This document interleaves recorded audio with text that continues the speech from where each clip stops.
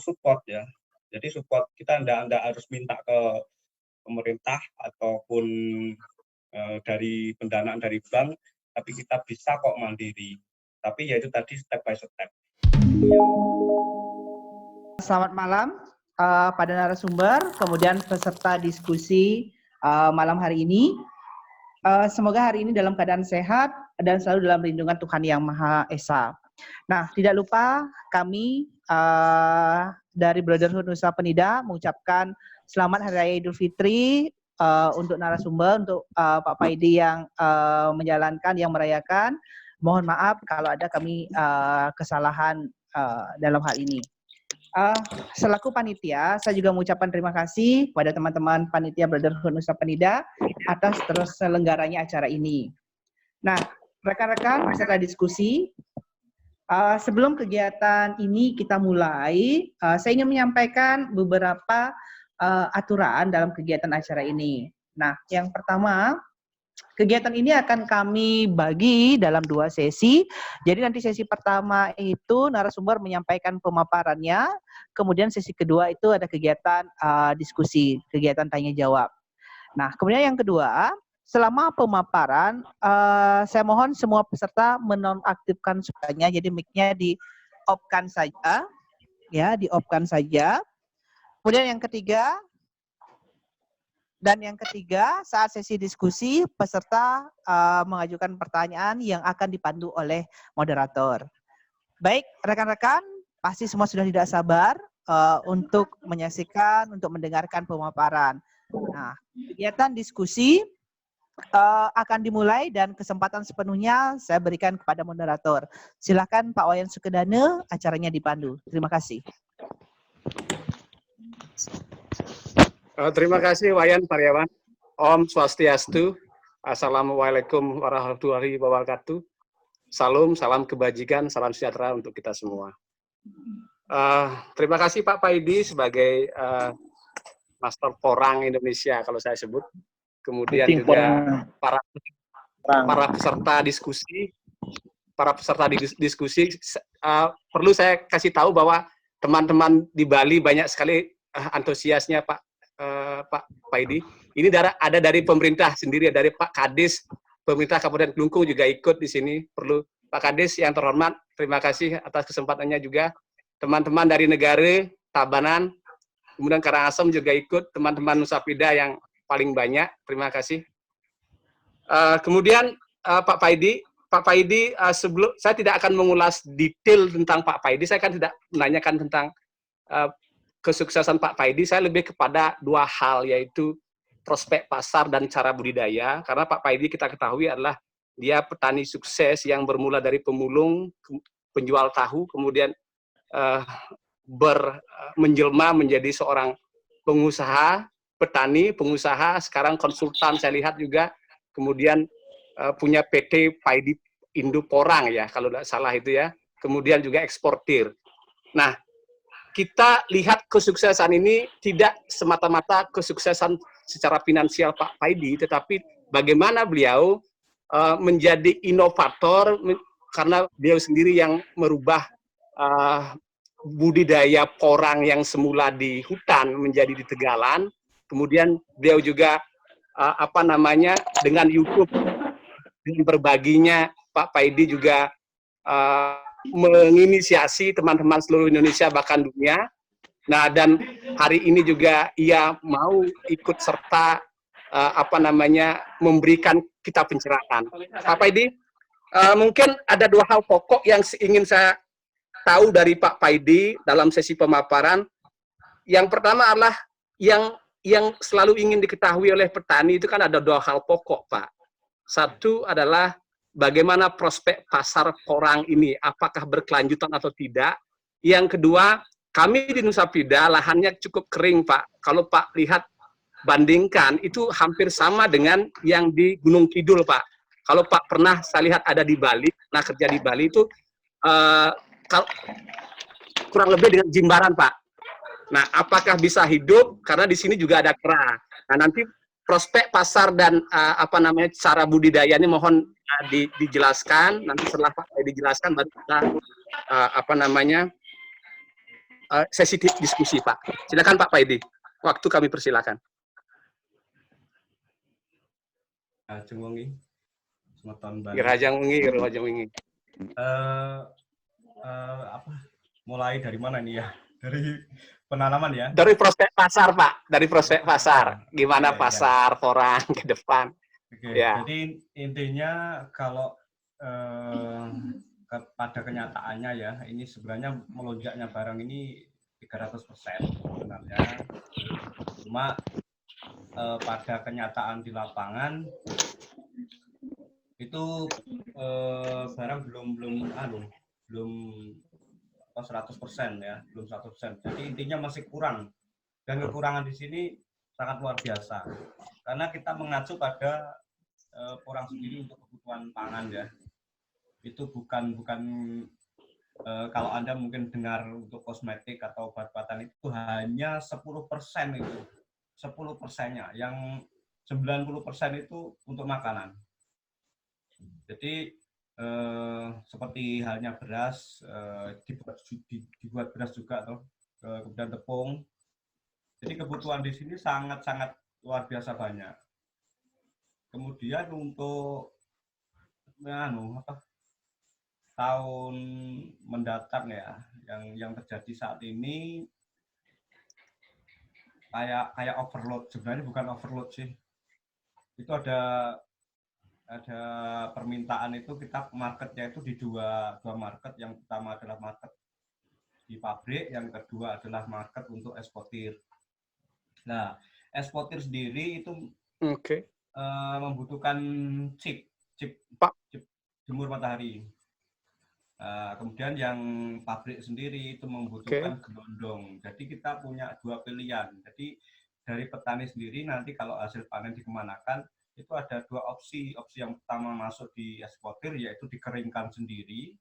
Dan dikeringkan sendiri tadi nilai jualnya luar biasa, Pak, daripada basah. Kemudian kalau tidak mau susah-susah, misalkan tidak ada tenaga atau segala macam, itu masuk di pabrik di gelondong ya, atau bulatan, itu masih bisa. Jadi untuk kebutuhan pabrik sendiri maupun eksportir itu luar biasa, Pak. Dan di sini memang saya sendiri kita ngambil seluruh Indonesia, Pak. Jadi untuk market orang kami menjamin. Jadi intinya ini agak bercerita agak campur-campur apa ya, nanti bisa dianu ya. Jadi kalau kami sendiri itu biasanya orang yang jauh dari luar pulau itu sebelum ada wabah yang melanda kayak ini, mereka pengen nanam, terus skala mereka besar. Nah, kemudian kalau skala besar itu nanti takutnya jualnya kemana, Pak? Ya, itu yang jadi pertanyaan itu. Nanamnya bibitnya ada, tapi biasanya komoditas lain itu kan pas panennya tak bertanggung jawab biasanya. Nah, tapi kalau di Porang sendiri, kami berani untuk MOU. Artinya kalau bibit dari kami, nanti hasil panen kami yang membeli. Itu ada MOU-nya, Memorandum of Understanding tadi. Ketika bibit kita kirim, kemudian nanti hasil panen kita yang menjamin pasarnya. Jadi sudah ada MOU bermaterai juga. Jadi alhamdulillah kami juga sudah PT ya, Pak. Jadi, saya potong sedikit Pak Paidi. Saya potong sedikit Pak Paidi. Ya, pada hari ini kan virus corona ini dampaknya kan dahsyat sekali ya. Bahwa semua usaha itu mati total, apalagi di Bali pariwisata nyungsep ini. Apakah juga masih ada yang beli gitu loh?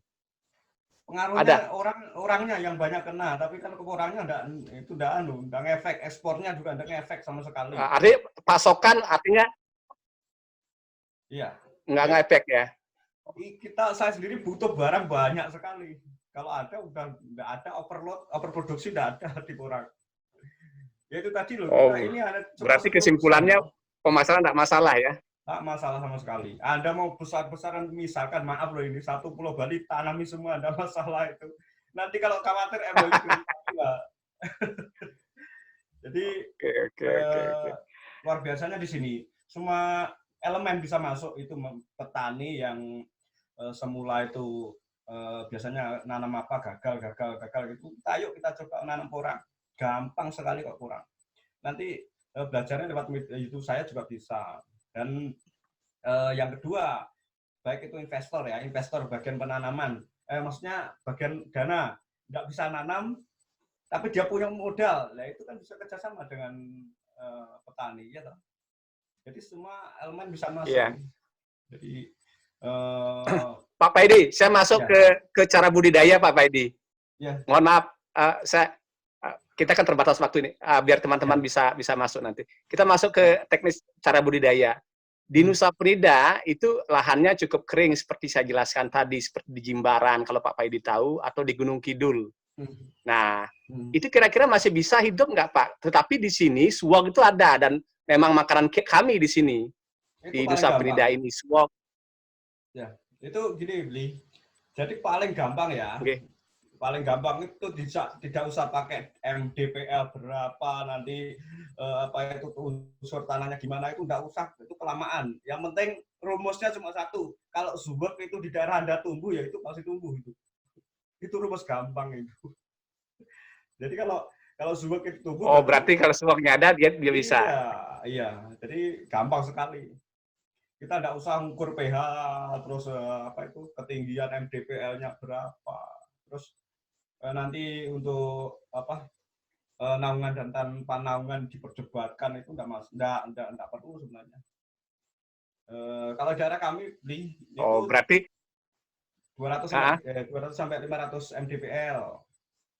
Ada yang 100 MDPL bisa hidup. Di sini paling tinggi 600.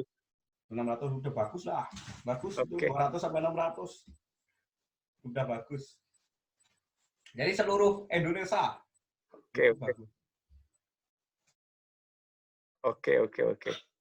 Oke, Pak Paidi, ini kan saya dari sisi prospek pasar kan kesimpulannya tidak masalah, walaupun pada saat corona sekalipun kan seperti itu. Kemudian dari sisi budidaya, tentunya kalau suwok bisa tumbuh ya dia pasti bisa tumbuh kan, cara sederhananya kan begitu. Nah kemudian saya coba karena ini pesertanya banyak. Mungkin mereka ada bertanya. Saya langsung ke diskusi saja, karena kan kalau masalah teknis segala macam tetek bengek itu bisa lihat di videonya Pak Paidi official di YouTube itu kalau tidak salah seperti itu. Saya langsung saja ke diskusi. Sesi pertama saya buka 3 penanya. Saya minta teman-teman bertanyanya singkat, jelas, tepat. Silakan sesi pertama. Siapa yang bertanya? Saya persilakan. Ada yang bertanya? Halo, tes. Siapa yang bertanya? Silakan. Tes. Halo, tes. Siapa yang bertanya? Oke. Oh, Pak Wayan Arjani, silakan Pak Wayan. Begini. Silakan Pak Wayan. Bisa dimonitor enggak suara saya? Soalnya ini HP-nya kurang. Bisa. Oke. Terima kasih atas waktu yang diberikan. Bisa, Pak. Saya dalam kesempatan ini. Tadi Pak Paidi sudah menjelaskan beberapa topik permasalahan berhubungan dengan agrokultur dan daerah yang bisa ditanami porang dan teknik pemasarannya. Nah, lalu yang menjadi yang menjadi pertanyaan saya tadi, tempat Pak Paidi sendiri itu menyampaikan masalah sistem MOU. Nah, apakah dalam sistemnya nanti itu harus sesuai dengan sistem yang seperti yang disampaikan sama Pak Paidi, harus melalui Pak Paidi dengan sistem MOU? Apakah kita bisa mendirikan kelompok dalam bentuk apa? Ya, cuman itu aja pertanyaan saya, biar yang lain juga mendapat bagian untuk pertanyaan. Terima kasih. Oke, kesimpulannya kan Pak Paidi dengar ya pertanyaannya. Nanti yang penanya kedua yang saya persilakan. Penanya kedua itu kan sudah dicatat. Apakah harus dari Pak Paidi atau buat kelompok gimana? Yang kedua, silakan. Silakan. Mungkin dari Pak Kades, mungkin Pak Kades. Pak Kades. Pak Kades Ketahanan Pangan, Pak De Bagus. Baik, terima kasih Pak Sukedane. Bisa didengar? Oke. Nggih, Pak Kades, silakan Pak Kades. Nggih, terima kasih. Apa yang kemudian kita lakukan pada sore hari ini, saya sangat berbahagia gitu sekali, karena barangkali salah satu potensi untuk meningkatkan pendapatan petani kita di Kelungkung itu sudah ada. Kami dari sisi pemerintah tentu akan sangat mensupport kegiatan ini, walaupun barangkali di tahap awal tentu kami tidak bisa menjanjikan bahwa hal ini akan bisa dilakukan besar-besaran, karena pada prinsipnya petanilah yang kemudian harus mempunyai itikat utama untuk pengembangan konteks dari komoditas ini. Kami dari dinas tentu tahap awal barangkali kami akan bisa melakukan demplot di daerah di Nusa Penida khususnya, barangkali untuk kemudian bisa melihat potensi sejauh mana komoditas ini bisa kita kembangkan, walaupun Pak Sukedane tadi bilang bahwa memang saat kemarin saya sempat ke Nusa Penida, suag sangat banyak di sana gitu. Jadi mudah-mudahan komoditas ini bisa berkembang di sana sebagai salah satu alternatif dari komoditas yang bisa kita kembangkan, khususnya untuk kemudian kita bisa menambah pendapatan petani kita di Nusa Penida. Saya kira dari sisi pertanyaan mungkin teknis, seperti tadi disampaikan oleh Pak Paidi, kita bisa melihat di YouTube, dan kami sudah mencoba sekitar 2 are porang ini di Kecamatan Kelungkung, dan pertumbuhannya cukup bagus. Jadi saya kira mungkin kami akan memfasilitasi untuk bisa diadakan demplot nanti. Mungkin demikian saja Pak Sukedane, terima kasih. Oke, terima kasih Pak Kades. Kami menangkap. Oke Pak Kades, terima kasih. Kami menangkap bahwa pemerintah dalam hal ini pemerintah Kabupaten Kelungkung bisa bersinergi. Ya, silakan. Halo. Silakan Dek. Begini, Pak Edi, begini saya mau menanya. Kebetulan bapak saya di Sumbawa itu sudah menanam porang, tetapi dia tidak rawat dengan baik, sehingga tadi pagi ipar saya rekam, apa namanya itu? Itu kecil Pak. Bagaimana cara mengatasi hal tersebut biar bisa berkelanjutan, biar normalnya itu tidak matian. Halo. Oke, silakan. Oh, berarti kan ada masalah budidaya, Pak. 6 bulannya masih kecil karena tidak dirawat. Mungkin ya, mungkin pengalaman Pak Paidi terkait dengan hal itu bisa dijawab. Ada tiga orang yang sudah melakukan pertanyaan. Dari siapa tadi pertama? Pak Kus, kemudian Sugiarte, ada lagi satu tadi itu. Pak, siapa namanya? Coba Pak Paidi, pertanyaan ketiga penanya itu dan pernyataan itu. Ya, silakan. Yang pertama tadi pertanyaannya apa nih? Teknis ininya Pak, teknis apa namanya, MOU-nya. Teknis MOU-nya itu kan, apakah beli benih ke Pak Paidi, kemudian Pak Paidi yang teknisnya seperti apa yang sudah jalan. Kita yang praktek Pak Paidi di beberapa daerah sajalah. Ya, ini memang sejauh ini kami ada kesepakatan ya, ada aturan. Kalau bibit itu minim itu 200 kilo, beli bibit dari kami, nanti kita tawarin MOU. Dan itu MOU tadi tidak harus mereka mau. Jadi ini penawaran. Penawaran ini tujuannya ketika beliau itu nanam tidak ada bahasa kata-kata nanti di tengah-tengah, nanti jangan-jangan nanti tidak laku, nanti jangan-jangan dibohongin nanti lah, itu biar tidak ada kata-kata itu, biar semangat untuk biar untuk fokusnya itu bukan di hasil panen, tapi memikirkan bagaimana tanaman saya ini bisa berkembang, bisa bagus. Jangan mikir panen dulu, tapi sementara dia tidak fokus sama perkembangan tanaman tadi. Tapi kalau udah ada MOU, berarti mereka kan sudah sangat yakin toh. Jadi intinya dia fokus bukan di pemasaran, tapi fokus di tanamannya, bagaimana biar memperbesar atau memperbanyak tanamannya tadi. Gitu. Jadi di sini cuma membantu itu. Okay. Tapi jika di daerah Anda itu sudah ada marketnya, Anda punya relasi ke selain dari kami, yaitu silakan, itu bebas, itu tidak ada ikatan. Nggak masalah. Kita memang semacam garansi lah ya, semacam garansi lah ya. Betul, ya. Seperti yang kedua Pak dari Karyawan tadi. Ya. Yang kedua Pak tadi masalah apa sih kendalanya? Ya, kendalanya biasanya yang Pak Paidi memfasilitasi petani menjadi mentornya petani porang lah kalau bisa dikatakan. Biasanya di daerah-daerah itu apa sih kendalanya gitu loh? Kendalanya bibit, biasanya bibit itu mahal, ya dong. Tapi andai kata ya, bibit ini harganya misal bibit itu harganya 1 juta, itu sangat murah, bukan mahal, itu per kilo, ya toh.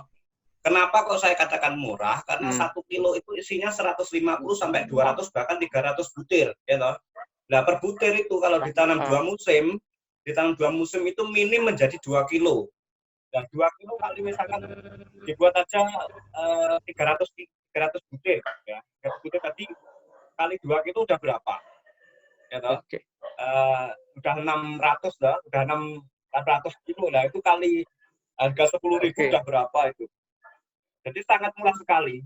Jadi tapi kalau pemula ditanya kendalanya ya tetap bibit itu tadi, karena belum mengenyam hasil panennya tadi. Ketika sudah panen mereka bibit harganya 1 juta pun ini misal, tapi tidak ada harganya segitu. Andai kata harga 1 juta itu masih murah. Karena apa? Ya tadi tahun pertama dapat bibit, tahun kedua dapat bibit lagi, dapat umbi lagi. Jadi kendalanya itu, tapi tidak ada ya bibit harganya segitu, tidak ada. Terus yang pertanyaan yang ketiga tadi soal umbi kecil ya, umbinya kecil. Kita memang ada program itu di Porang ini yang dulu tuh hanya di bawah naungan, tapi sekarang dipindah kita mengusung program revolusi tanam tadi.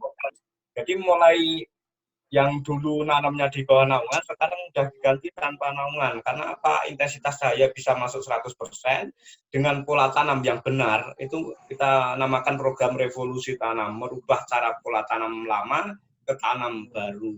Terus MDPL-nya apa pengaruh? Tidak sama sekali.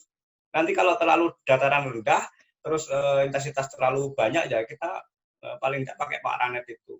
Tapi kan makan biaya banyak. Nah, itu carilah lahan yang agak ketinggiannya sekitar 200 sampai 600 sampai 800 gitu. Sudah bagus. Terus untuk yang kendala yang kedua itu sebenarnya tadi tambahin lagi untuk apa? Membersihkan gulma itu loh yang paling. Kalau tanpa naungan memang kendalanya di gulma, itu cepat tumbuh.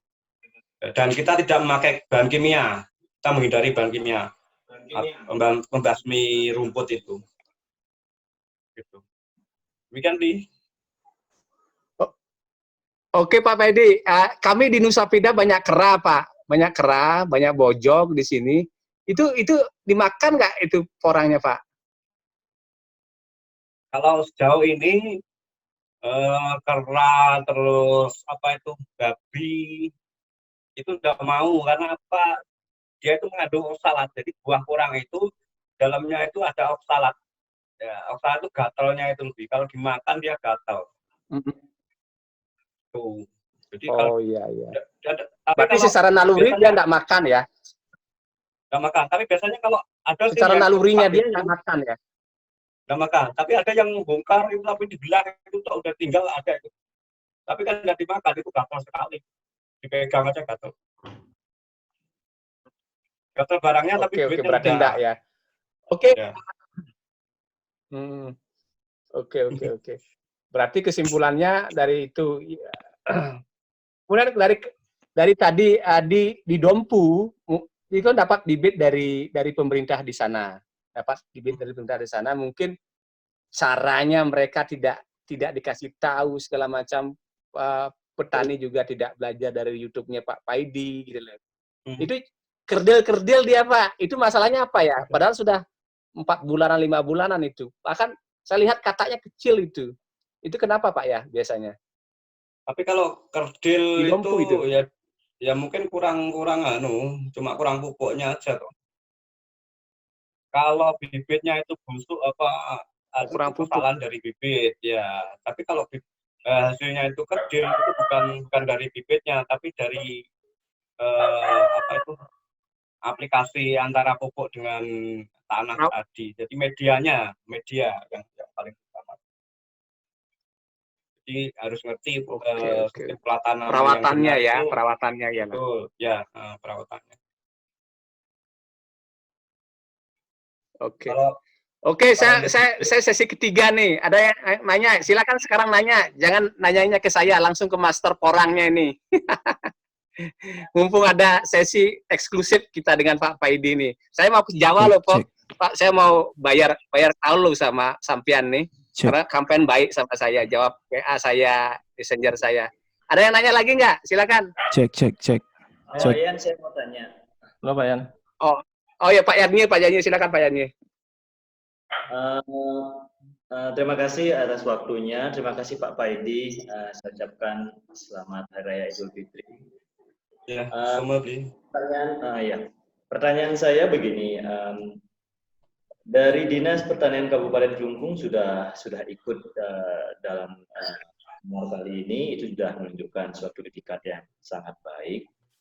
Kemudian yang ingin saya tanya adalah pemerintah secara nasional ketika melihat gejala porang ini sudah mulai menumbuh antusiasme di masyarakat, apakah ada terobosan dari pemerintah untuk bisa mengolah hasil porang itu sendiri di dalam negeri? Karena seperti yang komoditas-komoditas lainnya, Indonesia ini terkenal hanya jago membuat bahan baku saja.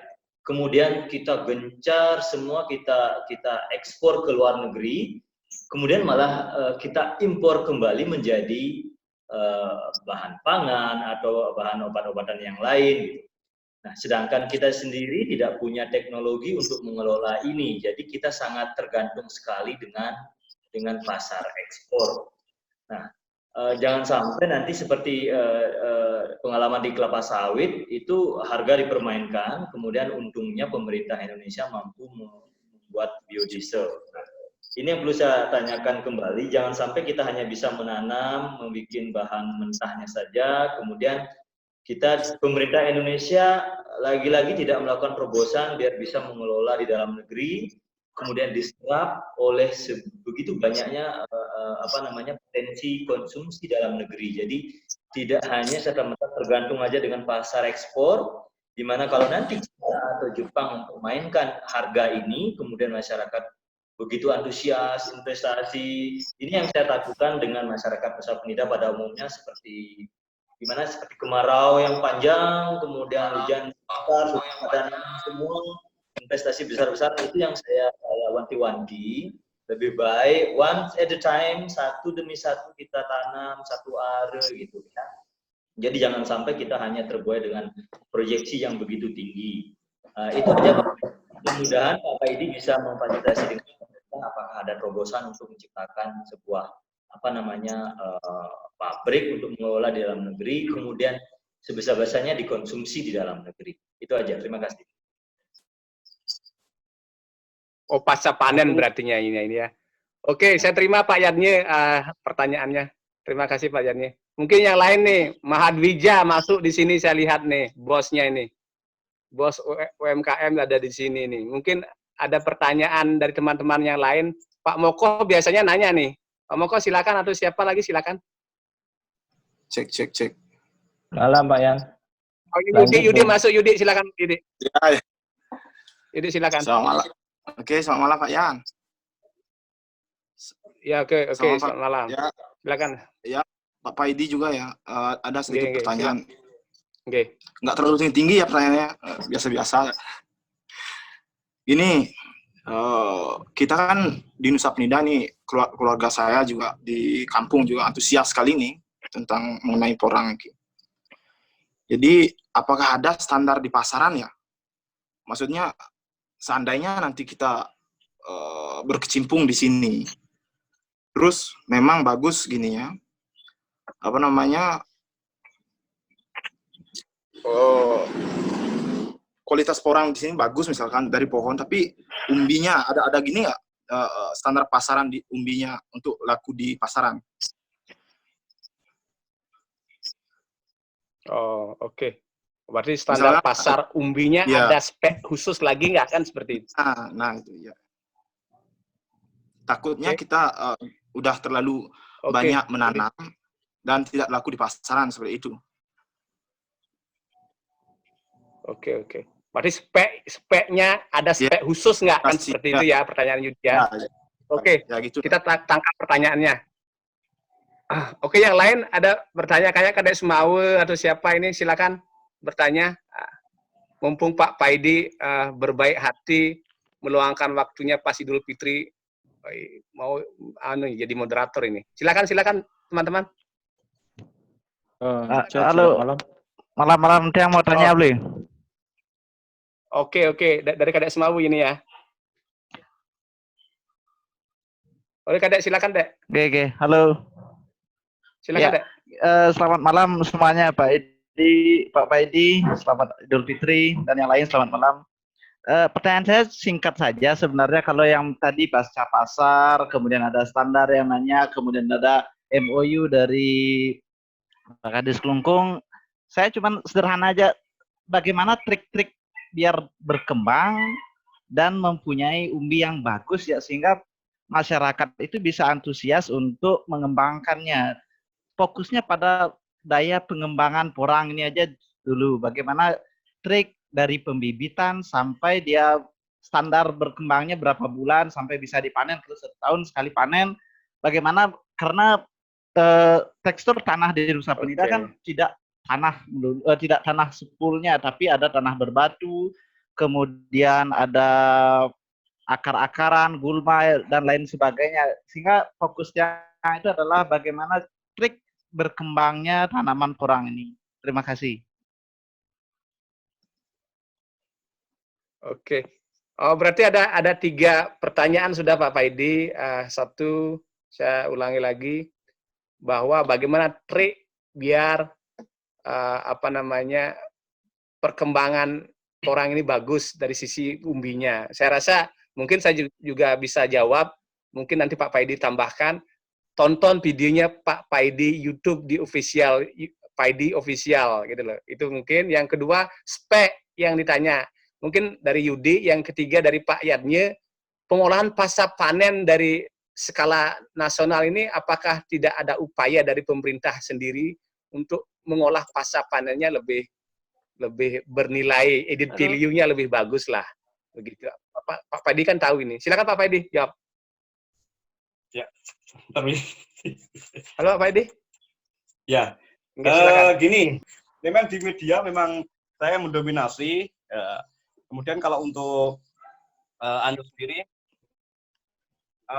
kita punya 2 market tadi yang saya sudah sebutkan di awal.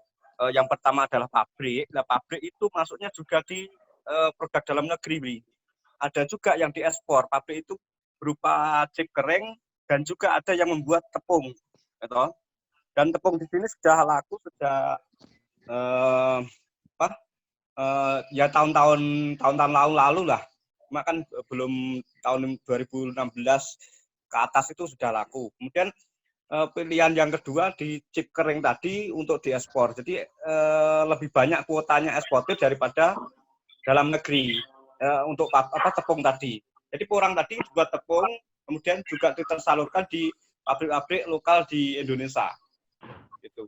Jadi sudah itu bentuk dari kalau misalkan ekspornya tutup ya, ekspornya tutup, terus dibuat tepung, apakah porang nanti tidak kayak sawit gitu. Jadi Ini menarik pertanyaannya. Jadi tetap kita aman. Masalahnya porang dibuat tepung, kemudian dijual di pabrik-pabrik di Indonesia. Itu langsung pembuat barang jadi, ya. Jadi tidak usah khawatir, itu untuk makanan kok. Terus kemudian dan saya sendiri ada tepungnya juga. Terus yang kedua tadi ada tertentu ya dari umbinya. Mungkin pertanyaannya mengarahnya mungkin di antara pupuk kimia sama pupuk kompos tadi mempengaruhi kualitas umbinya tidak gitu. Jadi tidak masalah di sini, cuma kita memang kampanyenya itu memang menggunakan kompos. Karena kompos bisa didapat di petani di daerah-daerah, kemudian itu nanti bisa bersinergi antara peternak dan petani. Jadi ternak itu semula hasilnya kotorannya itu tidak dimanfaatkan, tapi kalau dengan porang ini ya pokoknya rumusnya porang bagusnya pakai pupuk kompos. Nah, itu bisa digunakan, bisa bersinergi dengan petani porang. Nah, kemudian untuk kimia itu sebenarnya tak masalah sebenarnya. Jadi Anda mau pakai pupuk apa saja silakan. Jadi kita misalkan ada pupuk kimia jenis ini tidak masalah, tidak mempengaruhi kadar glukomanan, itu tidak mempengaruhi. Karena kalau kita pikir logikanya kita butuh barang itu ribuan ton, ya toh. Terus ini yang dipupuk kimia, ini yang dipupuk kompos. Gimana cara menelitinya? Sedangkan barang itu numpuknya sudah ribuan ton untuk diproses, dieksportir maupun di pabrik itu kan campur jadi satu toh. Dan kalau kita membeli kan nggak nanya itu dari pupuk kimia atau dari pupuk kompos. Itu logikanya saya pikir gampang-gampang gitu. Jadi tidak ada standarisasi untuk orang gelondong sendiri. Jadi kalau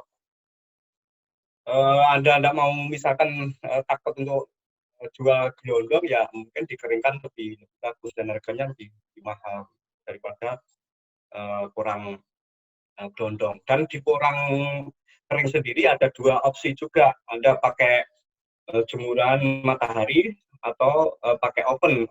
Oven itu yang model kuning itu harganya lebih tinggi. Cuma kuotanya sedikit daripada yang jemur matahari. Karena kalau untuk yang chip kuning itu maksudnya kayak di jelly segala macam. Kemudian kalau yang chip jemur matahari itu di beras, kemudian di sosis, kemudian di bahan-bahan lainnya.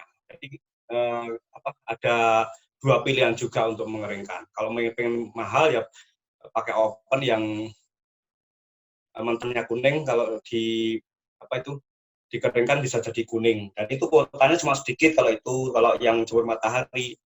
Mau Anda mengeringkan ribuan jutaan ton, terserah pasar, insya Allah. Karena bayarnya bukan hanya satu atau dua. Begitu, Bli. Halo?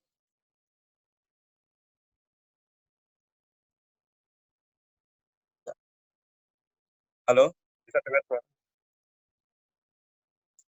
Ya. Ya.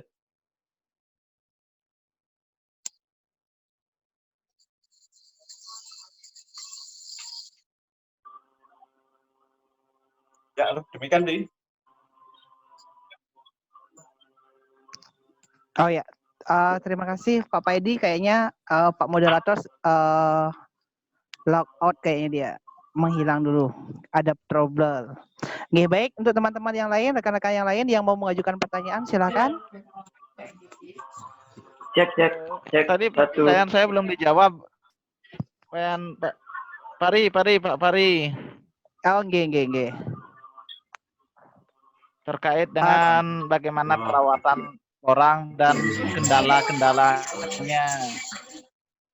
Kan porang harus perlu perawatan juga, bukan hanya istri aja dirawat. Oke. Baik, silakan Pak Paidi langsung ditanggapi nggih. Ya.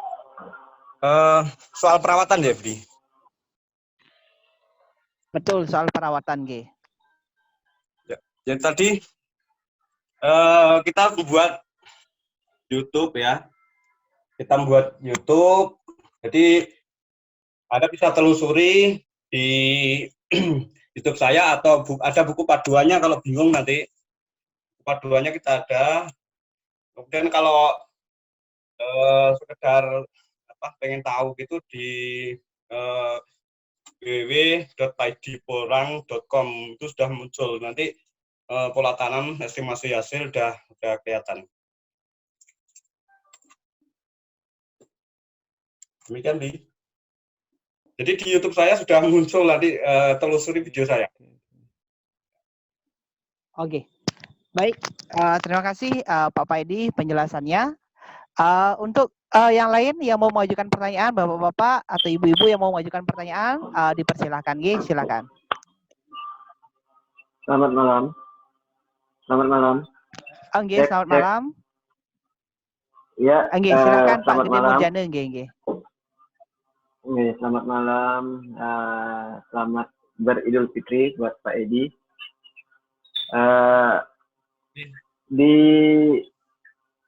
Kita tahu ini orang ini di Nusa Penida. Sekarang teman-teman Nusa Penida sudah mulai mengembangkan. Saya mau tanya, umbi porang ini apakah bisa dimakan oleh serangga tanah misalnya? Ya, kalau kita orang Bali sih sebutnya gayas itu loh. Nah, karena di beberapa daerah kan ada tekstur tanah yang memang ada gayasnya gitu. Apa ya bahasa Indonesia gayasnya itu ya? Serangga tanah itu loh yang makan umbi gitu loh. Nah, apakah umbi porang ini juga bisa dimakan sama serangga tanah tersebut atau gimana? Karena saya rencananya mengembangkan juga di mertua saya di Karangasem, tapi tekstur tanahnya di sana itu ada banyak gayasnya gitu. Takutnya nanti begitu dia tumbuh terus punya umbi malah dimakan sama serangga tanah itu, ya takutnya kami rugi jadinya gitu loh. Masalahnya kan bibit juga lumayan sih harganya. Mungkin itu saja. Kalau misalnya gayas tidak bisa memakannya, kemungkinan di sana saya akan tanam juga, karena kemarin saya sudah komunikasi dengan mertua juga, sudah disiapkan lahan juga untuk menanam porang di sana. Demikian, terima kasih, selamat malam. Ya, untuk gayas tadi kalau di Jawa orang bilang itu uret ya. Uret itu semacam kayak ulat tapi putih gitu. Iya, betul. Memang biasanya ada itu, Bi. Cuma kan itu dari pupuknya. Dari kompos itu biasanya kalau enggak difermentasi itu pasti diserang itu. Ya, biasanya. Kemudian kalau yang kedua, bibit itu harus memenuhi kriteria. Jadi sudah saya buatkan di video saya di YouTube saya, judulnya itu bibit kecil bukan berarti bibit umbi ya. Bibit orang kecil bukan berarti bibit umbi. Jadi harus ada kriteria khusus. Kriteria itu di bulan-bulan apa itu bisa digunakan untuk bibit. Jadi ada yang umbi kerdil, biasanya umbi kerdil kecil tapi udah tua umurnya, lalu dijual dibuat bibit. Itu biasanya tumbuh juga. Tahun pertama dia tumbuh bagus, tapi di tengah-tengah pertumbuhan tadi dia patah. Kemudian yang kalau dibongkar umbinya bawahnya itu kayak ada serang ulat, tapi bukan ulat gayas tadi, bukan, ada lain lagi. Itu biasanya dari faktor bibit yang itu. Kemudian kalau yang dari gayas itu memang dari unsur tanahnya. Jadi biasanya tidak pupuk tadi mentah tidak difermentasi itu akan menimbulkan gayas itu senang sekali itu untuk kompos itu. Ya. Lebih aman setelah kompos pakai pupuk cair aja. Demikian, Bli. Oh gitu, berarti ya Pak Paidi, berarti gayas itu masih bisa makan umbi porang itu ya berarti ya? Nah, tapi kan enggak semuanya sih. Biasanya itu muncul karena kompos yang belum terfermentasi tadi. Fermentasi. Oh iya. Ya. Tapi kalau udah biasa nanam hafal kok. Nggak ada orang daerah Madiun sini yang kena itu nggak ada, kecuali yang terlalu ekstrim untuk komposnya belum difermentasi, panas langsung dimasukkan. Masalahnya gini Pak Edi, di daerah Karangasem itu memang tekstur tanahnya memang bergayas gitu loh Pak Edi. Makanya di sana itu biasanya mertua saya nanam ubi jalar dan lain sebagainya itu ya habis dimakan umbinya sama. Insya Allah kalau kurang nggak akan aman. Aman kalau dikurang. Ya cuma berapa itu biasanya. Ya ada cuma beberapa, enggak banyak. Kalau dikurang sendiri itu hampir enggak ada anunya. Enggak ada apa itu. Ya, jadi hamanya hampir enggak ada. Ya kalau yang ditakutin itu bukan gayas, bukan ulat itu yang ditakuti hama yang enggak bisa dihilangin itu. Yang siap panen, besok mau dipanen, malam ini sudah hilang, itu masih banyak itu. Yang dijual orang itu penyakit yang susah diobati itu. Penyakit yang susah diobati, penyakit malingnya itu. Ya, itu yang paling susah itu. Masih ada di tempatku juga, masih ada banyak. Ya nanti kalau untuk paduan budidaya, bisa ikutin di channel saya, atau ada bukunya sih, buku paduan, harganya 50.000. Itu sudah ada bentuk foto-fotonya, bulutannya seperti apa, estimasinya seperti apa. Tapi nggak ada yang tak sembunyikan, sudah tak explore di YouTube semua, tapi daripada bingung nyari di YouTube. Tapi kalau lihat YouTube satu persatu, mulai dari video saya yang versi lama, yang ini kan tak pakai akun saya yang versi lama, tapi jarang update saya. Saya pakai yang Padi Porang official, itu mulai dari nol, mulai dari belum mengenal porang sampai ke pasca panen. Setelah panen nanti diapakan, dijual gelondong atau dibuat kering. Kalau dibuat kering itu hasilnya gimana perbandingannya antara gelondong misalkan per 1.000 kilo atau 1 ton, kalau dikeringkan menjadi berapa gitu. Pilar Freki. Sudah ada semua. Demikian Bli. Iya. Mungkin ada pertanyaan lain. Baik, silakan teman-teman yang punya pertanyaan lagi, silakan. Langsung diajukan pertanyaannya, silakan. Kita ada kawan juga di itu Sumbul itu negara. Itu kayak saudara dengan saya.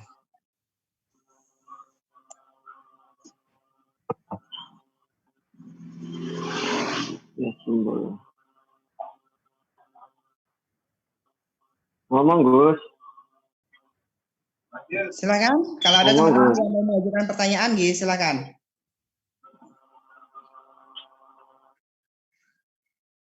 Silakan Bli. Ini gede mau jalan mungkin ya. Di Bayu. Ayo, atau Gede Sumadi, silakan. Kalau ada mau pertanyaan, Pak D Sumadi, silakan. Atau Pak Nyoman Mokoh Wijaya, silakan Pak Man. Tes 1 2 3 tes. Ini silakan. Selamat malam Pak Paidi. Ini malam. Ya Pak Paidi, sudah panjang lebar, sudah banyak sekali penjelasan dari Pak Paidi sama rekan-rekan yang menanggapi dari tanaman agrokultur yang kita porang ini adalah untuk industri dan pangan. Yang menjadi pertanyaan saya, di Indonesia mungkin ini terlalu jauh ini pertanyaan saya, tapi tidak apa namanya, ada hubungannya juga untuk penyemangat bagaimana ke depannya nanti biar kami itu punya semangat gitu. Untuk di Indonesia, sejauh mana industri itu menyerap digunakan untuk apa saja gitu. Apakah bisa ke depannya dia menjadikan sumber pangan orang ini di Indonesia, apakah hanya untuk tepung saja? Karena yang saya lihat di YouTube, antara pemerintah dan petani itu dia bersinergi. Di sana berkolaborasi dia. Jadi petani itu menyediakan apa namanya, seperti anunya ini, porangnya ini, contoh ini porangnya, dan industrinya itu dia langsung mengolah menjadi makanan yang langsung dikonsumsi oleh masyarakatnya sendiri.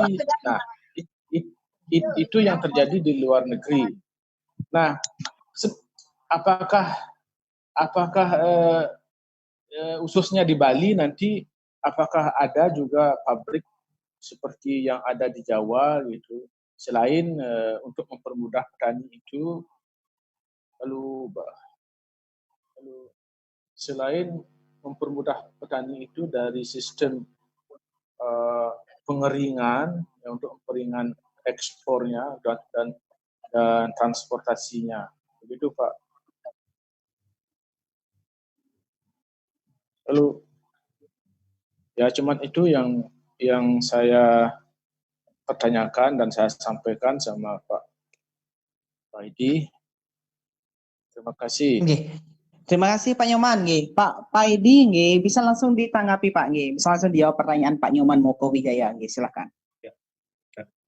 Ya, Bli, Rajang Bengi. Jadi intinya tadi makanan itu 80% ya, hampir 90% dibuat makanan, itu salah satunya beras. Dan beras di sini tidak mengandung glukosa. Jadi kita tahu pemicu diabetes itu kan biasanya itu dari setiap beras kan mengandung glukosa, atau kalau yang beras dari porang itu tidak mengandung. Jadi intinya kalau dimakan itu kenyang tapi tidak menimbulkan efek samping. Kemudian kalau bicara tepung ya, tepung kalau udah bahan baku tepung itu kan bisa dibuat apa saja. Jadi tepung itu luas, sangat luas sekali. Mau dibuat kue, mau dibuat apa saja, kalau udah bentuk tepung itu kan luas sekali. Dan selain untuk makanan, memang yang 20%-nya atau 10%-nya itu untuk kosmetik dan farmasi, obat-obatan. Itu salah satu kegunaan porang. Andai kata porang ini 100% dibuat untuk kosmetik atau 100% dibuat untuk farmasi, untuk obat-obatan, saya tidak mau nanam. Dan saya tidak mau promosikan porang. Kenapa? Karena kebutuhan itu pasti cuma terbatas kalau untuk farmasi atau untuk kosmetik. Tapi kalau untuk makanan, jadi komoditas itu kalau masuknya di sektor makanan ya, kalau kita bicara makan selama manusia masih hidup, ya kita sudah sering ngomongin, misalkan di Indonesia aja penduduknya berapa, di Cina hampir 2 miliar, belum Jepang, Korea, dan itu perlu makan. Dan ini mudah-mudahan porang di sini akan menjadi kita Indonesia menjadi lumbungnya pangan dunia ya, karena makanan-makanan yang seperti ini yang dibutuhkan mereka, karena selain sehat ya, untuk makanan sehat, tapi sangat kita juga memproduksinya sangat tidak kesusahan. Cuma di daerah lain, di negara-negara lain tidak akan tumbuh ya.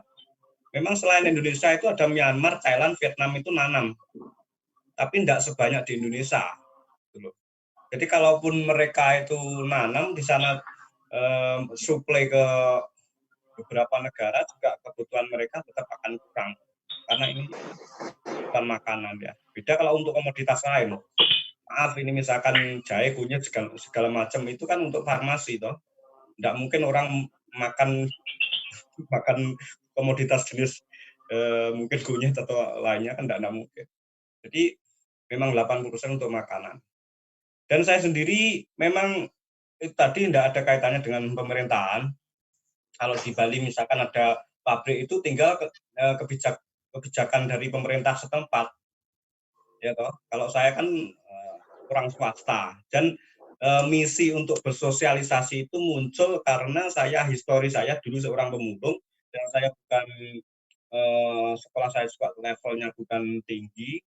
Tujuan saya adalah menarik para petani yang maaf ini yang perekonomiannya itu biasa akan meningkat, dia akan muncul support lagi dengan mengenalkan porang ini dan mudah didapat, baik itu yang liar maupun nanti kalau bingungan beli bibitnya di pengepul, itu kan bisa dibudidayakan terus bisa menjadi tanaman andalan yang tidak akan dipermainkan oleh pasar. Karena apa? Ini kebutuhan makanan. Balik lagi ke situ.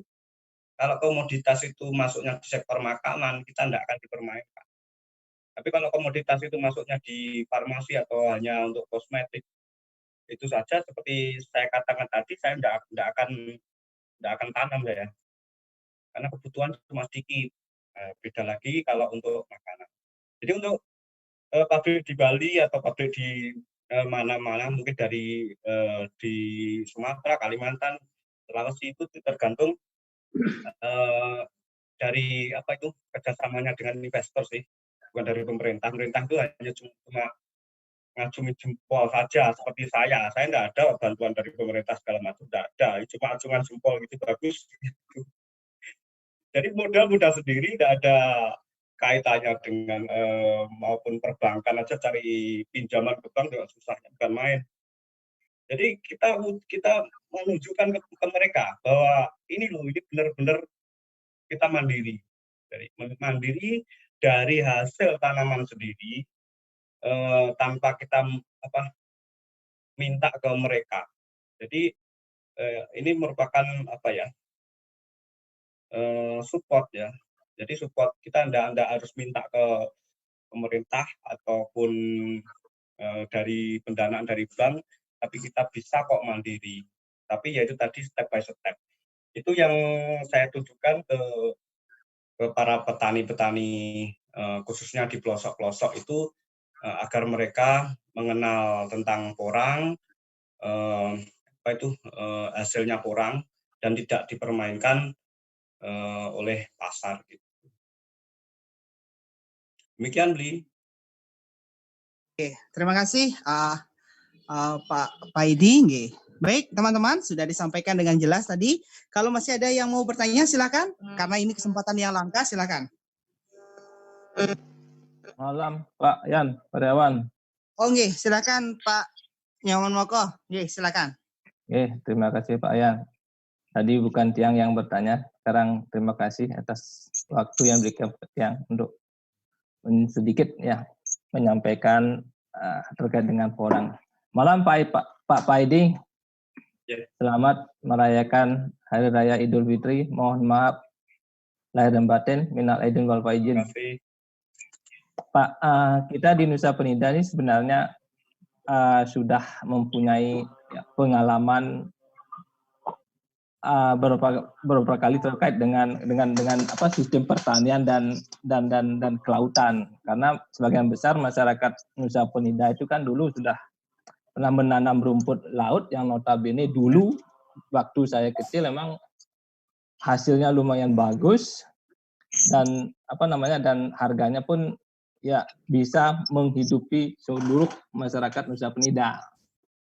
Nah, kekhawatiran kita muncul nanti kalau misalnya porang ini kita rame-rame bercocok tanam porang seperti rumput laut, karena pengalaman rumput laut itu kan harganya juga fluktuasi dan sistem marketingnya pun, pemasarannya pun kadang-kadang ya agak gimana ya, agak kadang-kadang bagus, kadang-kadang tidak. Nah ini kan karena kita kan perlu modal yang besar untuk untuk bercocok tanam porang ini. Dan banyak juga nanti kendalanya seperti rumput laut, ada hama lah, sistem sistem bercocok tanamnya tidak sesuai karena pembibitan. Tapi seperti Pak bilang tadi, karena bukan sebagai untuk kesehatan, atau farmasi, tapi juga untuk konsumsi untuk kebutuhan pokok. Mungkin ini akan beda dengan rumput laut. Kalau rumput laut itu kan memang untuk sampo, untuk obat-obatan, bukan untuk konsumsi sebagai kebutuhan pokok. Nah, dari pengalaman Pak misalnya, dalam sistem marketing ini, apakah ini bisa sistem kontinuitasnya bagus enggak, konsisten enggak permintaan pasar terhadap orang ini, sehingga kita mempunyai niat yang bagus untuk bercocok tanam orang. Karena ini investasi yang lumayan Pak bagus, dan kita pun juga tidak mau nanti setelah ada hasilnya kemudian sistem marketing tersendat-sendat gitu Pak. Ini kadang-kadang yang mengkhawatirkan kita, karena memang saya sendiri belum tahu sistem apa yang akan dipakai untuk memasarkan orang ini Pak Pedi. Itu aja Pak Pedi. Terima kasih.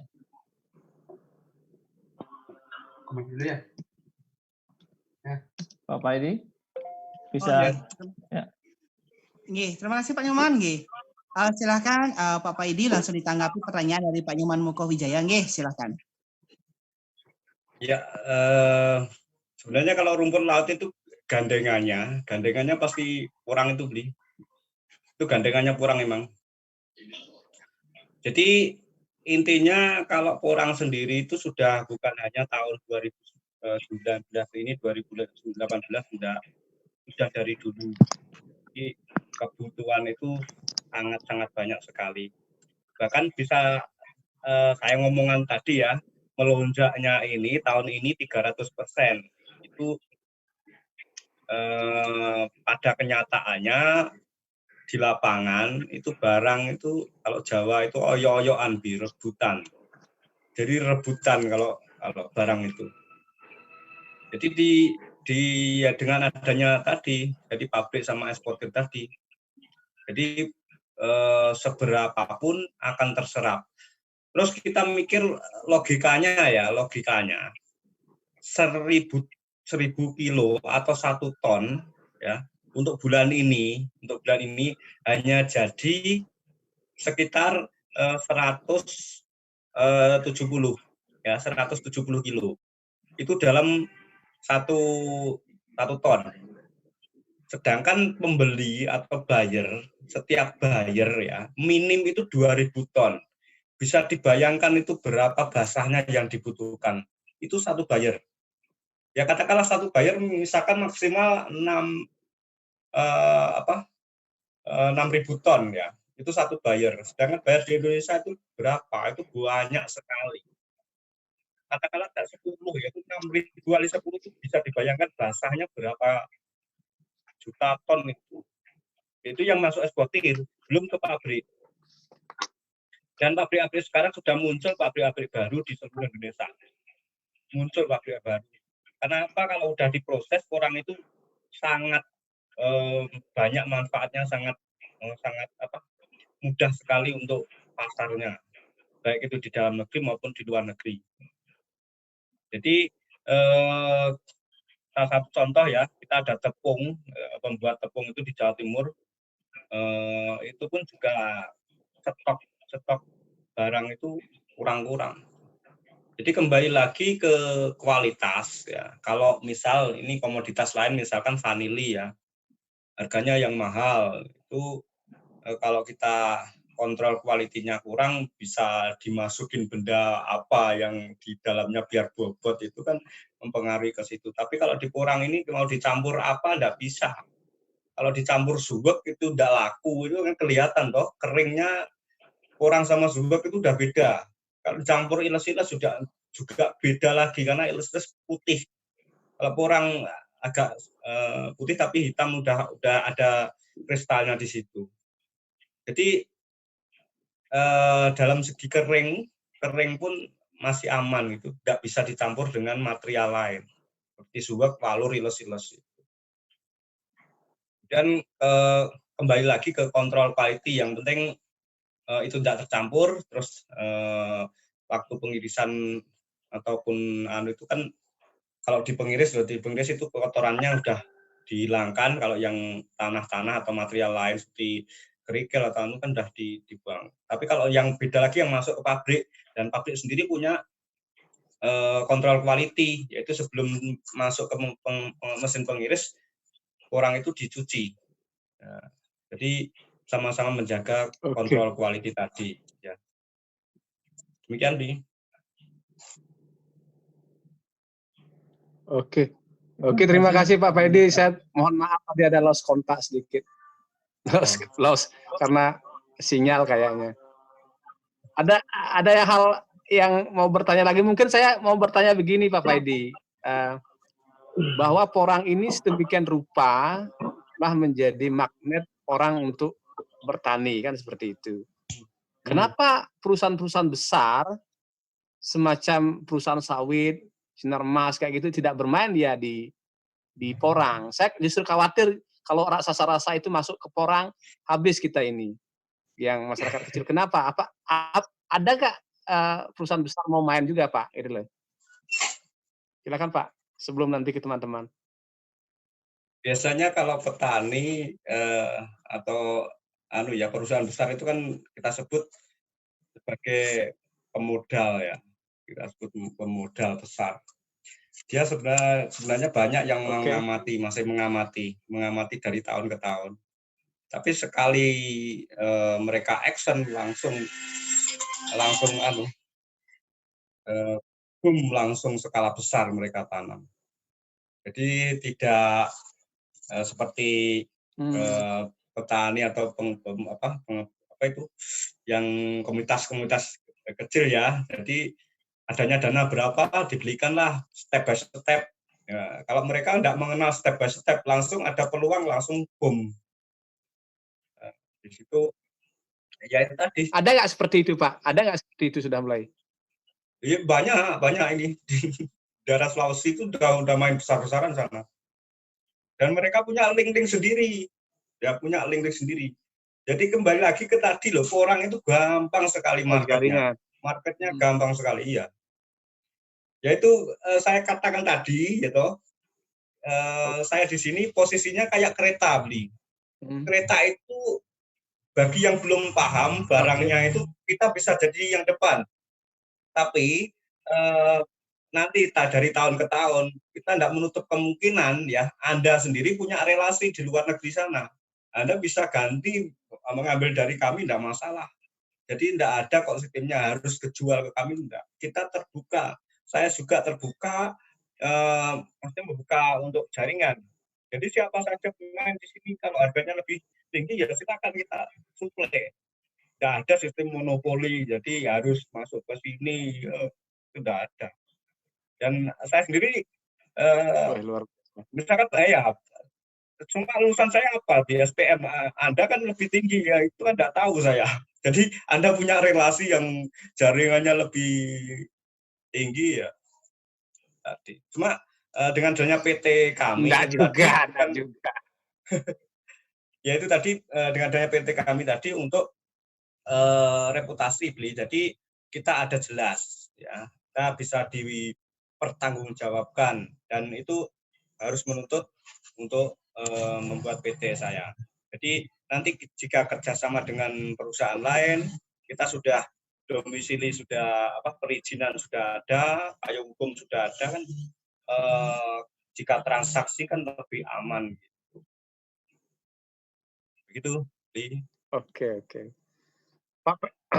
Pak Paidi, sebagai moderator saya ingin menelisik lebih dalam Pak. Ini kan di Nusa Penida ini kan alih fungsi lahan itu kan banyak Pak.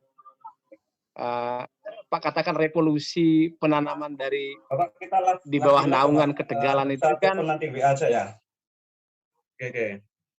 Oke. Ya bisa diulang sih. Begini Pak, di Nusa Penida kan alih fungsi lahan cukup besar. Ketika ada gerhana itu loh, penanaman jati besar-besaran.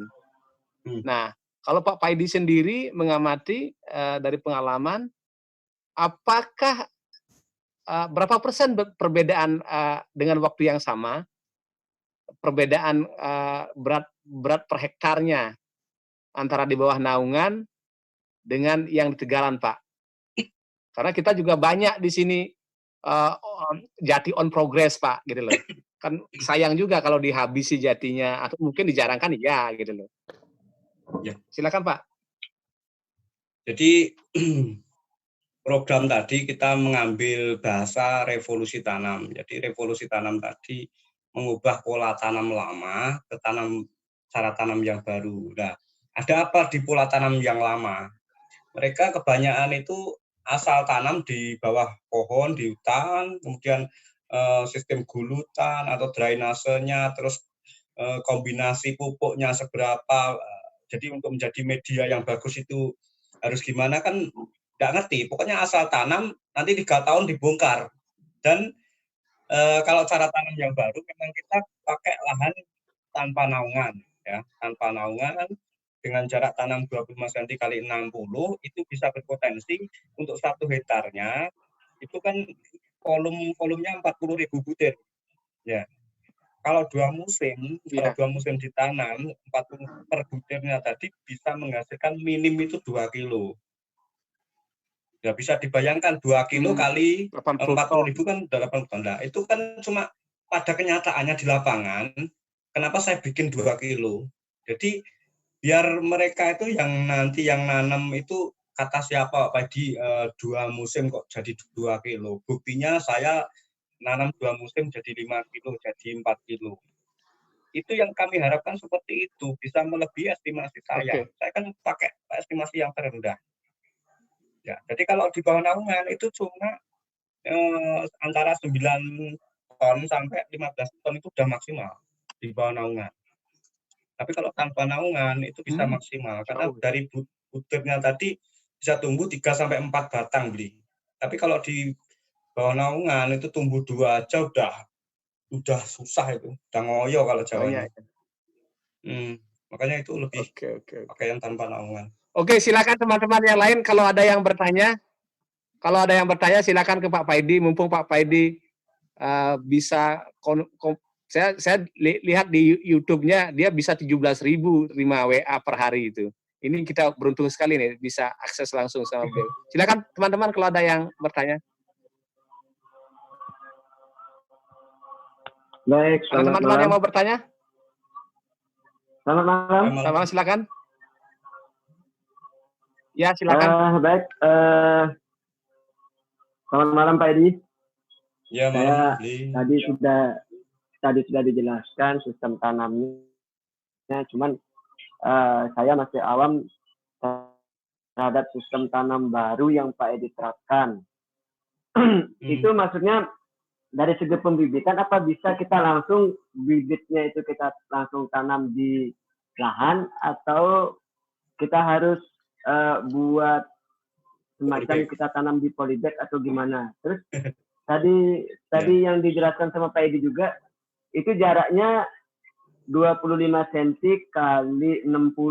Itu maksudnya gimana Pak Edi? Ya, langsung jawab, Li. Ya, silakan. Ya, jadi untuk bibitnya tadi kan 1 kilo isinya 150 sampai 200. Jadi lahan 1 hektar itu biasanya ditanami 40.000 butir itu muat gitu loh, biasanya itu. Kita kemudian jarak tanam tadi yang maksudnya 25 cm itu jarak tanamnya antara sini ke sini yaitu 25 cm, kemudian yang jarak lebarnya, jarak gulutan ke gulutan itu 60 cm. 60 cm. Jadi kerapatan yang di sini memang dapat, kalau di sini renggang. Nah, fungsinya nanti ketika ada hujan tahap pertama atau gimana kan dari sini samping bisa digulutkan lagi, ditutupkan lagi. Tuh. Kemudian untuk bibit tadi bisa ada 2 opsi juga. Opsi yang pertama Anda pakai polybag boleh, ya, tapi 2 kali kerja. Tapi amannya karena apa? Biasanya turun hujan itu rumputnya yang tumbuh duluan. Nah, itu mungkin bisa bersihkan dulu, baru dilubangi, polybag dimasukkan, kemudian gulut, itu bisa. Kemudian ada lagi yang opsi kedua, cara tanam langsung diaplikasikan di tanam, itu bisa. Itu ketika hujan enggak mikirin nanti cepat-cepat nanam, itu enggak. Soalnya kan kemarau ketika bulan Agustus September itu sudah bisa nanam. Jadi Agustus itu sudah boleh nanam. Jadi ketika musim panas itu enggak pengaruh sama sekali. Jadi kalau di Jawa maupun Bali kan Agustus itu musim panas. Tapi kalau untuk nanam ya itu memang bulan-bulan itu nanam, bulan Agustus September itu. Tapi kalau untuk cari bibitnya itu mulai minggu kemarin itu sudah bisa. Karena apa? Setiap saya ditanya, saya bulan Januari, Februari, Maret ya, Maret, April, saya enggak ngejual bibit di bulan itu. Karena apa? Bibit-bibit yang ngambil dari liar, biasanya di liar itu diambil dari hutan, itu dipaksa, panen paksa, kemudian batangnya itu dijejer di rumah gitu, biasanya itu mengering sendiri, bibitnya jatuh, dan itu dijual. Itu tidak kelihatan kalau bibit jelek, tapi ketika sampai bulan April, pasti semua busuk. Ya.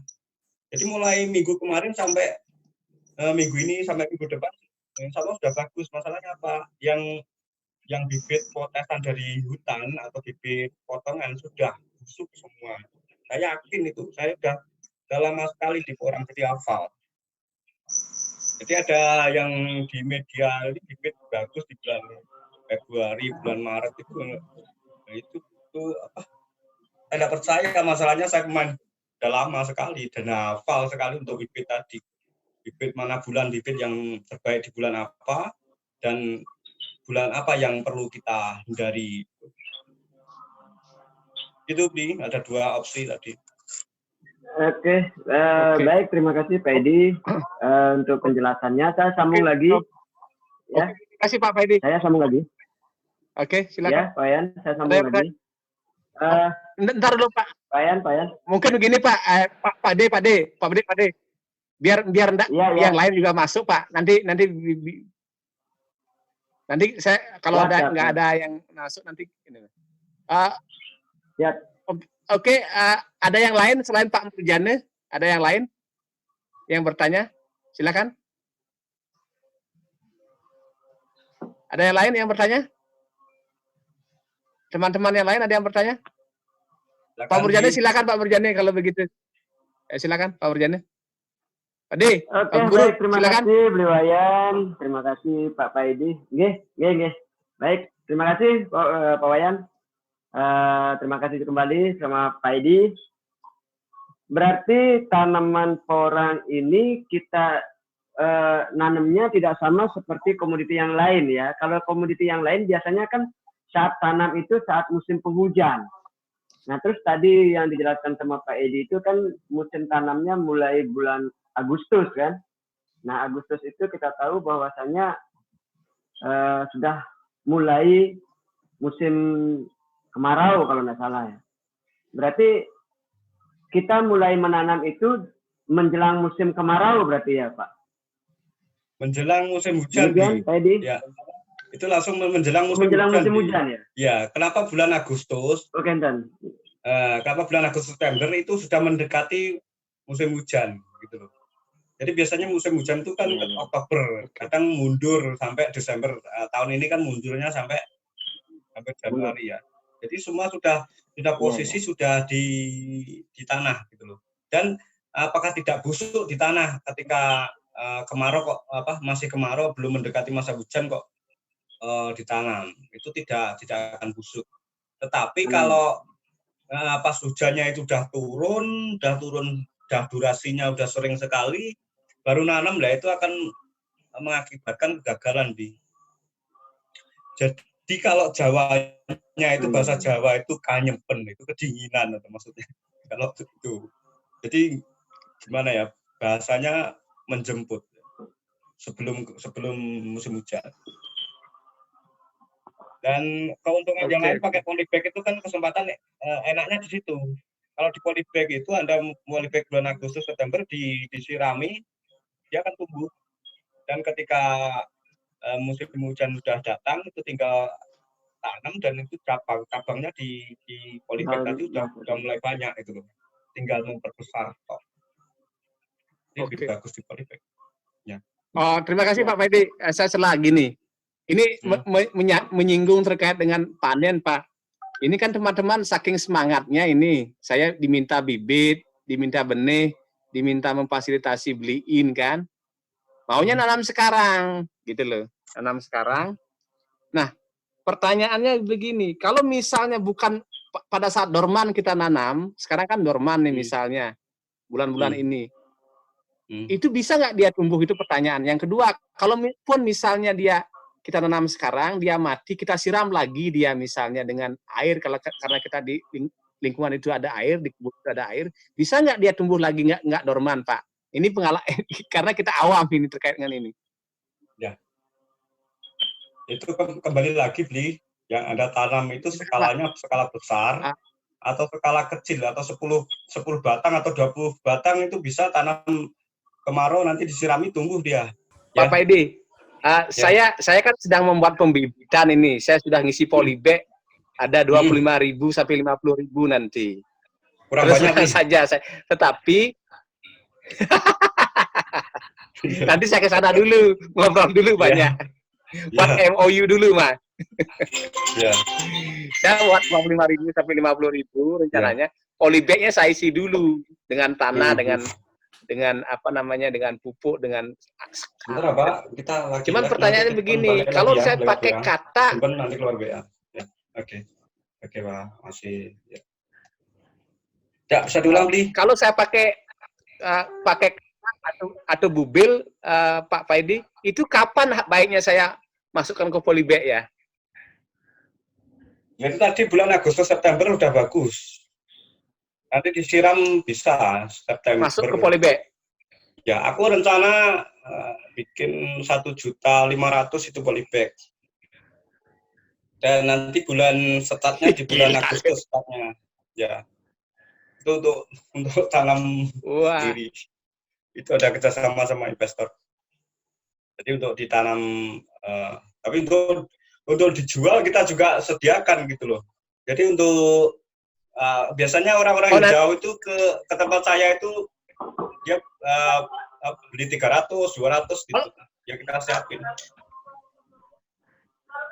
Nanti kita keroyokan lah, nanti saya terkait dengan itu, karena gini Pak, saya ini kan demplot ini di Nusa Penida. Kalau sampai gagal kita tanam pakai kata, saya khawatir Pak. Makanya saya ngotot pakai polybag, karena kan kalau polybag kan dia lebih tahan kalau cuaca hujannya nggak stabil gitu loh. Ya, benar. Gitu loh Pak. Ya itu untuk antisipasi tidak tumbuh. Benar nggak ya Pak? Ya benar. Ya Bli, bagus. Oke, itu untuk ngejar lahan, nanti lahan yang ada yang lain nggak pertanyaan langsung bisa itu. Jadi apa berumbunya ada ini ada yang bertanya, ada. Ya silakan Bli. Oh berarti benar itu polybag. Kalau tanah-tanah begini, apalagi kita di awal-awal gagal Pak. Masyarakat takut tanam Pak. Saya khawatirnya begitu, makanya saya benerin ini. Saya benerin dengan baik ini. Mungkin saya harus ke Jawa dulu lah ngobrol sama Pak Paidi. Karena ini saya dilihat pemerintah ini lagi Pak. Pak Kades? Oh iya. Ayan, apalagi Pak Kades sudah siapkan program bansos itu. Ya, Pak Kades mau ikut ke Jawa ya, Pak Kades. Pak Kades itu ngomong sama Pak Bupati itu. Pak Kades,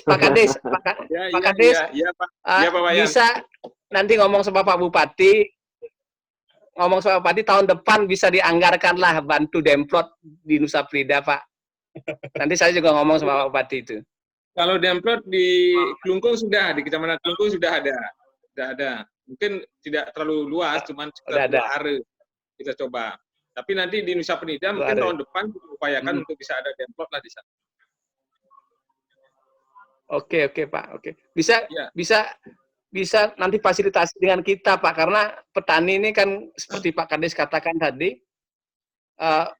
lebih ke petaninya bukan pemerintah. Karena saya melihat beberapa program pemerintah itu seolah-olah kan pemerintah yang butuh, bukan petaninya. Kalau petani yang butuh kan dia semangat dan dilulus oleh pemerintah gitu loh. Ya, semua program sebenarnya kita pemerintah kan pendampingan sebenarnya, pendampingan artinya petani yang punya inisiasi yang utama kaitan dengan komoditas apapun gitu.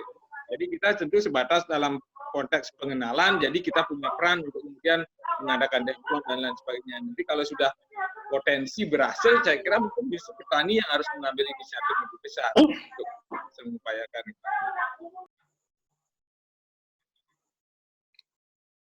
Oke Pak, terima kasih Pak, terima kasih. Sehingga kita bisa, saya punya roadmap begini, gapoktan di setiap desa, dia berkumpul, kemudian nanti membentuk koperasi. Nah, koperasi itu nanti saya koordinir untuk sementara, berhubungan dengan Pak Paidi tentunya, terkait dengan budidaya. Kita kan fokus ke budidaya dulu. Kalau jual bintilnya, jual katanya sih gampang kalau saya lihat, karena kita di intern aja nggak habis itu.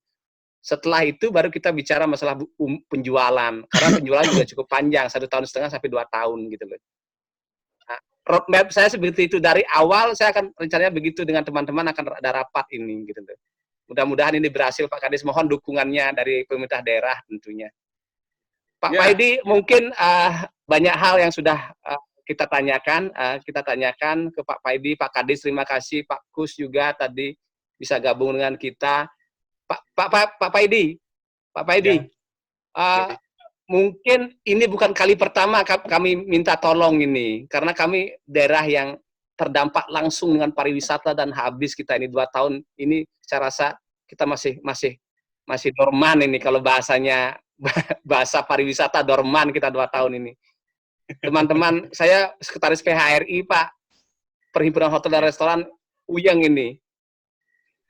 Mohon dibantu Pak Paidi ya, biar bisa bangkit teman-teman di Bali, karena teman-teman di Bali dari negara, dari Tabanan juga banyak yang ikut. Pak Paidi dulu di mana di Balinya? Saya lihat di YouTube itu dapat kerja di Bali ya? Iya, tadi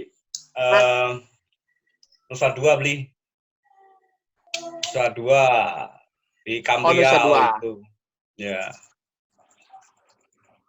Dan saya hafal daerah Kampiau itu kan daerah-daerah. Ya. Oke, silakan Pak. Ya, jadi sudah lama saya di situ. Di Bali dulu ikut beli putu yang punya bengkel itu, yang sekarang rumahnya di negara di Yes Sumbul itu. Itu kayak saudara itu. Dulu kan kayak orang hilang saya di sana. Cuma yang jadi orang tua di sana, ada bapak, memek di sana, itu kayak keluarga gitu, di satu keluarga itu. Jadi yang menolong saya gitu ketika waktu memang saya mencari jati diri, saya di Bali tidak ada tujuan, jadi kerjanya pokoknya ditangkap pecalang sering sekali saya pindah-pindah gitu. Jadi memang saya niatnya cari pekerjaan dulu. Jadi habis itu Bapak pulang, terus saya pulang, kemudian apa yang saya mau kerjakan di rumah, karena saya basicnya faknya di mesin, di otomotif ya, sepeda motor itu, dan mulai berjualan tadi. Dan akhirnya ya itu tadi perjalanan mulai jualan apa saja, bangkrut semua, akhirnya ujung-ujungnya ke pemulung, terus mengenal internet. Dulu di Madiun sendiri belum ada internet sama sekali, masih jarang yang punya, adanya cuma satu di kota itu. Di situ belajar, lalu mengenal orang itu lewat teman saya gali terus informasinya, saya terjemahkan bahasa banyak itu bahasa Cina, bahasa Jepang itu buat konjak itu bahasanya, konjak itu. Di situ saya mendalami, terus kemudian cari pengepulnya kecil, terus saya bikin konten. Di situ banyak yang tertarik untuk nanam. Nah, dari situ saya mengambil barang dari mereka. Jadi upgrade dari petani, saya nanam juga, petani masih skala kecil, modalnya tidak ada. Jadi di situ saya upgrade dari petani tadi menjadi maklar, ya. Ngumpulin barang dari orang-orang yang semula bibit membeli dari YouTube saya itu tadi. Kemudian dengan modal sedikit, ya step by step alhamdulillah sampai sekarang itu. Ya. Oke. Demikian. Oke Pak Paidi, terima kasih banyak ini loh. Kita di suasana Idul Fitri, Pak Paidi meluangkan waktu untuk ikut menjadi narasumber di acara sukses bertani porang. Mungkin ini kan jamnya sudah lewat sebenarnya Pak, jam 9, dijadwalkan jam 8:30. Mungkin ada hal yang terakhir yang Pak Paidi mau pesankan Pak, silakan Pak, sebelum kita tutup acaranya. Ya, terima kasih. Jadi intinya kenapa saya berbagi, ya kembali lagi, histori saya seperti itu, mungkin Anda bisa lihat di Ki Candy sama Deddy Corbuzier, ya, tinggal ketik di YouTube. Jadi intinya kebutuhan ini 80%, hampir 90% untuk makanan, yang 10% untuk obat-obatan dan kosmetik. Intinya ini mau besar-besaran, ini akan terserap pasar. Ya.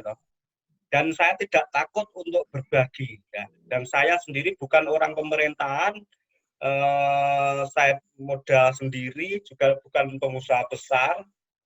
Saya adalah salah satu pengepul dari sekian puluh, ya, dari sekian ratus pengepul besar lainnya. Ya, jadi saya paling kecil, buat salah satu dari mereka. Gitu. Jadi pengepul satu-satunya bukan saya. Masih banyak di luar sana yang cuma kenapa saya expose, kenapa saya mengajak, kenapa saya bersosialisasi, intinya dengan misi saya ini mudah-mudahan para petani, baik itu di perkotaan maupun di pelosok-pelosok, mereka bisa mengembangkan porang dan perekonomiannya bisa terangkat. Itu saja. Jadi murni, itu misi pribadi, misi nasionalisme saya. Dan menciptakan lapangan pekerjaan sebanyak-banyaknya itu yang jadi misi utama. Demikian, Bli. Oke, terima kasih Pak Bli, terima kasih.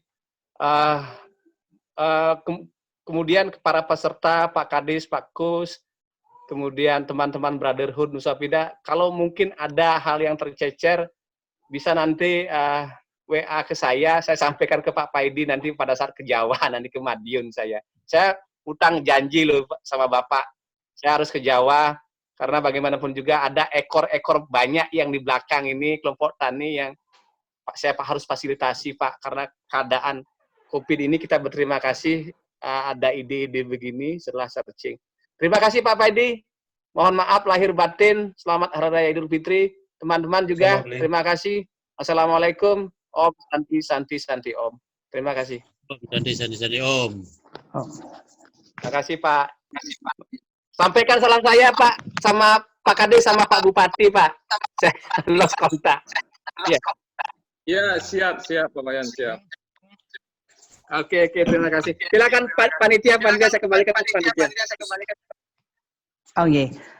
Terima kasih Pak Paidi atas inspirasinya, atas ceritanya, kemudian atas berbagai kiat sehingga kami punya gambaran terkait dengan budidaya porang, kemudian hal-hal terkaitnya.